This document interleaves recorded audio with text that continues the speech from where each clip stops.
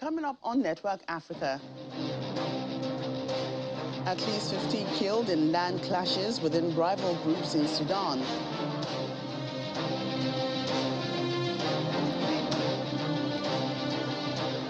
Somali officials killed in an attack on a key bridge.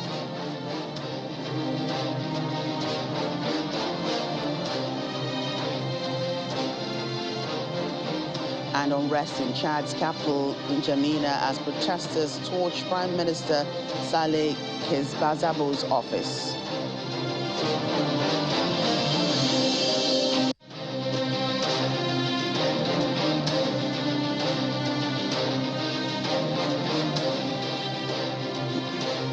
Welcome to the program. I'm Joke Rogers. We begin today in southern Sudan, where residents and health officials say at least 15 people have been killed after a dispute over land in Blue Nile state escalated. The clashes were reportedly sparked by arguments between members of the House of People and rival groups in the small town of Wad al-Mahi, about 500 kilometers south of the capital, Khartoum. Residents described hearing intense gunfire and said homes had been torched. Staff at the town clinic said a number of bodies had been brought in. The violence broke out despite a heavy security presence in the area, which is subject to an overnight curfew following a land dispute last week in which more than a dozen people were killed. 2 Somali officials have been killed in a suicide bombing in the central town of Jalaxy in the Hiran region. District Commissioner Mohammed Omar Dabashi and the city mayor Aden Mohammed were named as victims. The government said the security forces opened fire at a vehicle filled with explosives, which the bomber was driving, but the blast went off, killing the officials and more than 10 others, including soldiers. A similar bombing in Bulo Berdi town in Hiran destroyed a key bridge which runs over the Shabelle River and links the central and southern regions of Somalia. No group has claimed responsibility, but the government blamed the explosion on militant group Al-Shabaab. The African Union has announced a new date for peace talks between Ethiopia's warring factions that will be held in South Africa, according to the Ethiopian Prime Minister's National Security Advisor, Redwan Hussein. The talks were initially scheduled for early this month, but did not go ahead as planned. In a tweet, Mr. Hussein said the talks with the Tigray People's Liberation Front will now be held on the 24th of October and confirmed the government's participation. The TPLF has not commented on the new date, but had previously welcomed peace talks with the government. Fighting continues in the 2-year-long civil war, with government soldiers this week seizing 3 towns in the northern Tigray region from the rebels. Images posted on social media show debris and a vehicle ablaze on the streets in Chad's capital, N'Djamena, anti-government protesters ransacked and torched the party headquarters of Chad's newly appointed Prime Minister Saleh Kezbazabo this morning as security forces dispersed demonstrators calling for a quicker transition to democratic rule. The vast military-run Central African nation has been on edge since the sudden death in April 2021 of President Idris Deby, who ruled with an iron fist for 3 decades. President Deby was killed while visiting troops fighting rebels. And there has been resistance to a transitional military council headed by Deby's son, who took power after the president's death and pushed back elections to October 2024.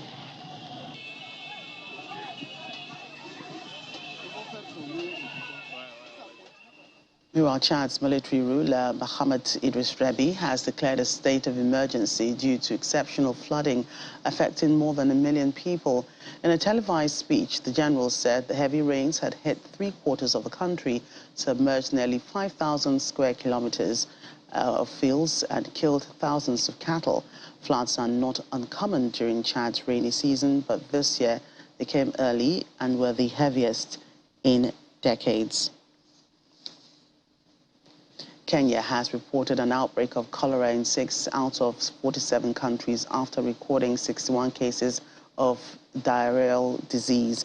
13 people were admitted to hospitals and 8 others had already been discharged, while 40 were being treated as outpatients.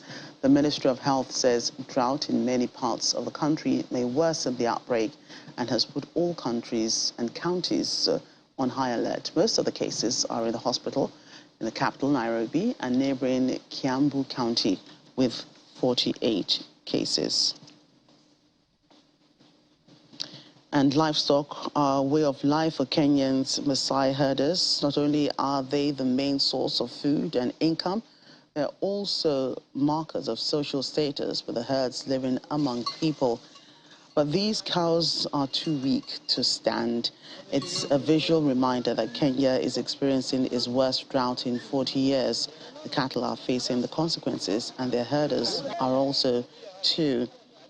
The 4 consecutive rainy seasons have failed to materialize, wiping out livestock and crops and deepening a hunger crisis.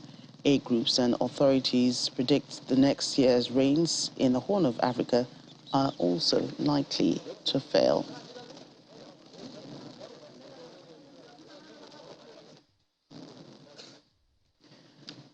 Villagers of Manitsevo in the drought-hit Nossa region of southern Madagascar are scrambling for clean water. There has barely been any rain for at least 3 years in the Nossa region, with the result that residents must walk for hours a day to the nearest remaining source of water to fill up containers.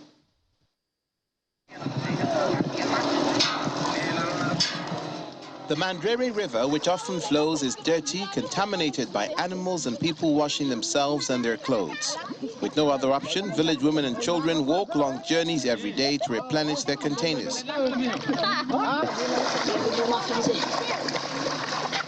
A villager, Florina Zafotsky, looks out over the arid fields, which once produced sufficient cassava and maize for the needs of her 6 children and 6 grandchildren living with her. At 55, she can no longer collect water for herself. She has a small coffee stall as her only source of income, so she has to buy water from others to keep that business going.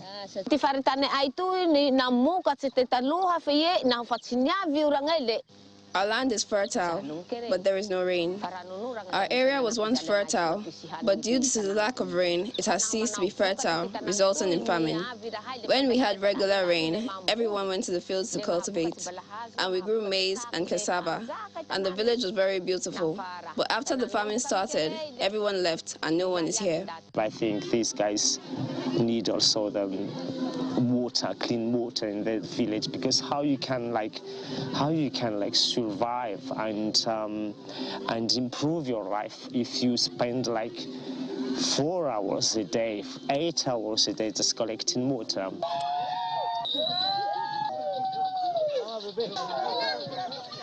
There's barely been any rain for the last 3 years in the Anossi region, apart from the deluge caused by cyclone Batsirai, which hit in February, disrupting the lives of 187,000 people. As a Fotsi and a family have been forced to survive on 8 hangouts and eating red cactus fruit, which is normally reserved for cattle fodder. Madagascar's climate change advisor says the impact of natural disasters will intensify due to climate change. The South has long had a dry climate. However, climate change is continuing to worsen the drought. Rainfall will continue to decline, and temperatures will rise. In 2019, the country was in the top 30 of the Global Climate Risk Index, and according to UNICEF, it is also one of the world's poorest nations, with more than 75% of the population of Madagascar living in extreme poverty, which handicaps their ability to be resilient in the face of climate change.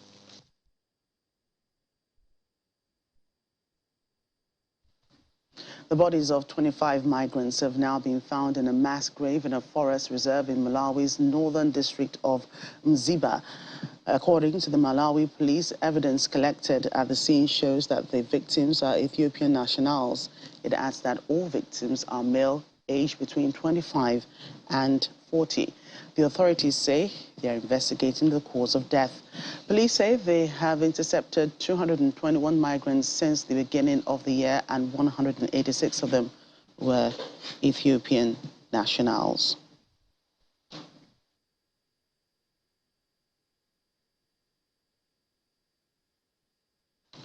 The United Nations Humanitarian Coordinator in the Democratic Republic of Congo, Bruno Lemarquis, has said that although the DRC is still at the bottom of the Human Development Index, there are positive trends that need to be recognized, that need to be supported and accompanied to advance the implementation of the Sustainable Development Goals.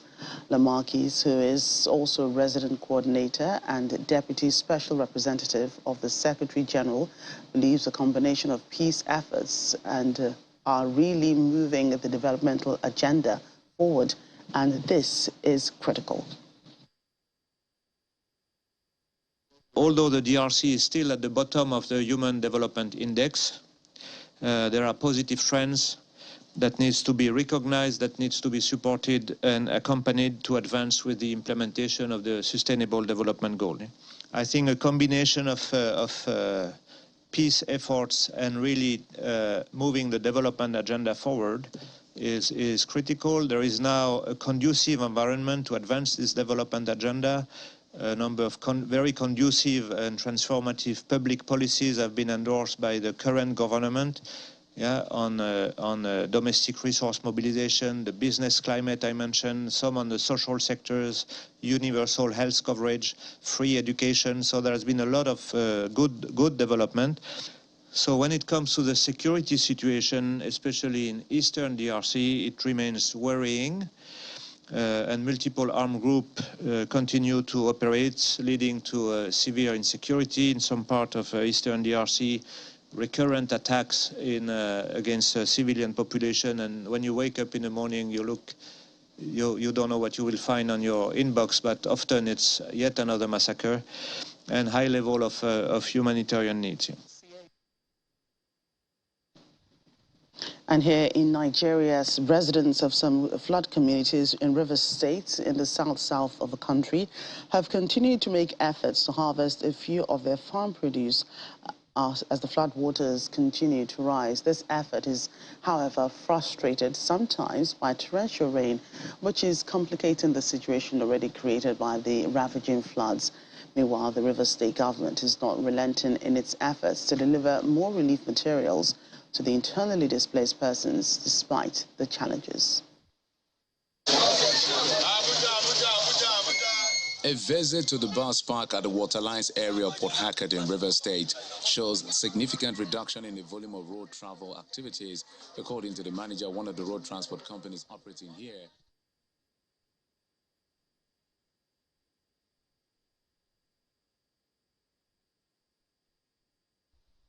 To apologize for the mix-up there, let's take you to other stories coming up in a moment on the program.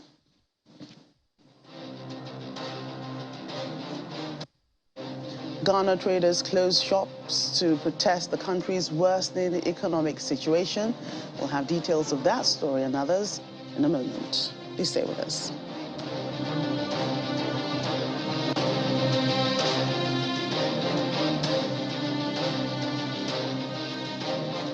Welcome back to the program. Let's now bring you updates on the flooding situation here in Nigeria as we turn our attention to Rivers State in the south, where residents in some communities affected by the flooding have continued to make efforts to harvest a few of their farm produce left as the floodwater increases. This comes as the government continues to make efforts to provide for those displaced by flooding.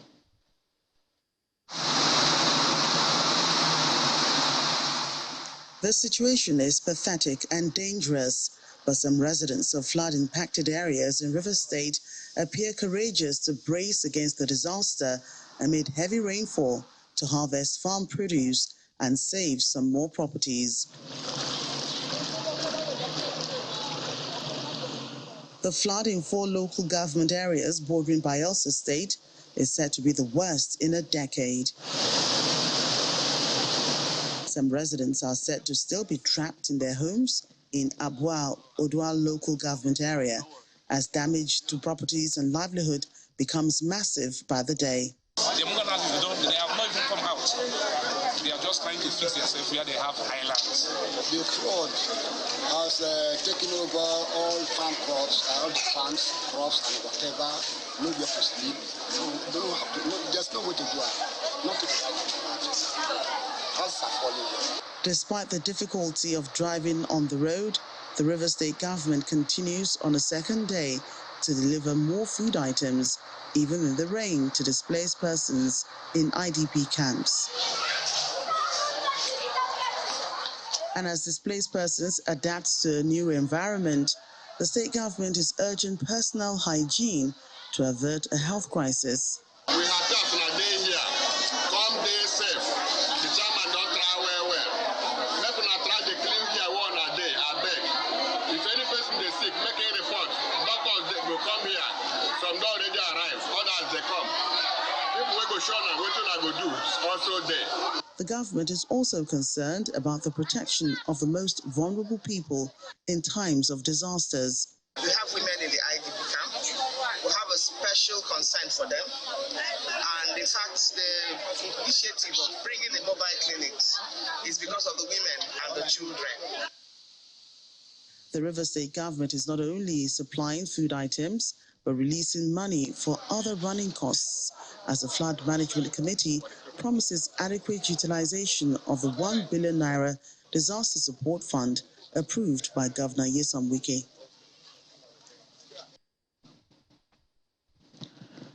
The World Health Organization chief is warning that there are now 60 confirmed and 20 probable cases of Ebola virus disease in Uganda, with 44 deaths and 25 people that have recovered.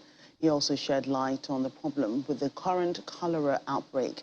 Since 2013, the WHO, UNICEF, Médecins Sans Frontières, and the International Federation of the Red Cross and Red Crescent Societies have jointly managed the global stockpile of cholera vaccines to help control epidemics. Now to Ebola outbreak in Uganda. In total, there have now been 60 confirmed and 20 probable cases, with 44 deaths, and 25 people have recovered. We remain concerned that there may be more chains of transmission and more contacts than we know about in the affected communities. The Ministry of Health is investigating the most recent 8 cases, as initial reports indicate they were not among known contacts. Now to cholera. Around the world, 29 countries have reported outbreaks this year, including 13 countries that did not have outbreaks last year. Cholera is highly dangerous and can kill within a day, but it can be prevented with 2 doses of safe and effective oral vaccines. Since 2013, WHO, UNICEF, Médecins Sans Frontières, and the International Federation of the Red Cross and Red Crescent Societies have jointly managed a global stockpile of cholera vaccines to help control epidemics. Burkina Faso's new strongman will be inaugurated president of the transition on Friday, October 21st.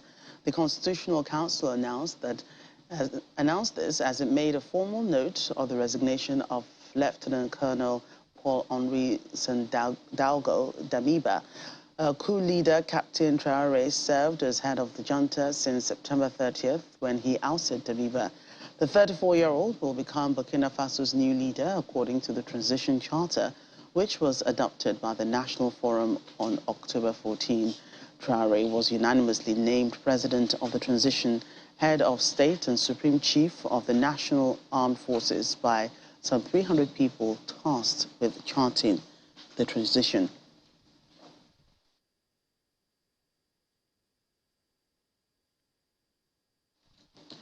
The world is moving backwards, and the international community faces a harsh truth concerning the eradication of poverty, and that's according to the UN Secretary General Antonio Guterres.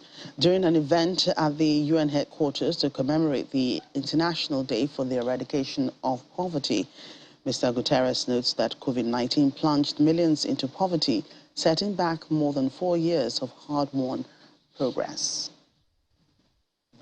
As we mark the International Day for the Eradication of Poverty, we face a harsh truth. The world is moving backwards. COVID-19 plunged millions into poverty, setting back more than 4 years of hard-won progress. Inequalities are widening, National and household economies are battered by job losses, skyrocketing food and energy prices, and the gathering shadows of a global recession. The International Day for Eradication of Poverty is a wake-up call to the world. This year's theme, Dignity for All in Practice, must be a rallying cry for urgent global action.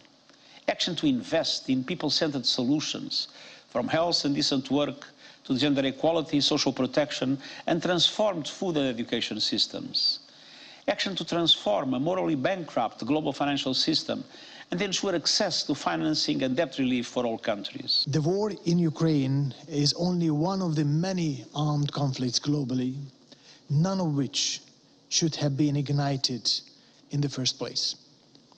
But compounded with the pandemic, this war has had a devastating impact on the poorest of the world.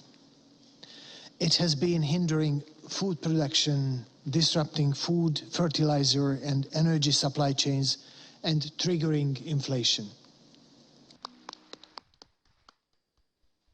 Traders in Accra, the capital of Ghana, closed their shops to protest worsening economic conditions. This is coming after the cedi plummeted to a new low of 12.3 to the dollar on Wednesday compared to 10.5 last week, as inflation surges despite repeated rate hikes by the central bank. Streets are quiet in the normally bustling heart of Accra's central business district, as shops are closed in protest of the currency decline. Ghana's government is in the process of negotiating a support package with the International Monetary Fund, but some merchants say that help is not coming fast enough. Because of this dollar, that is why we close the shop. The dollar is increased all the time.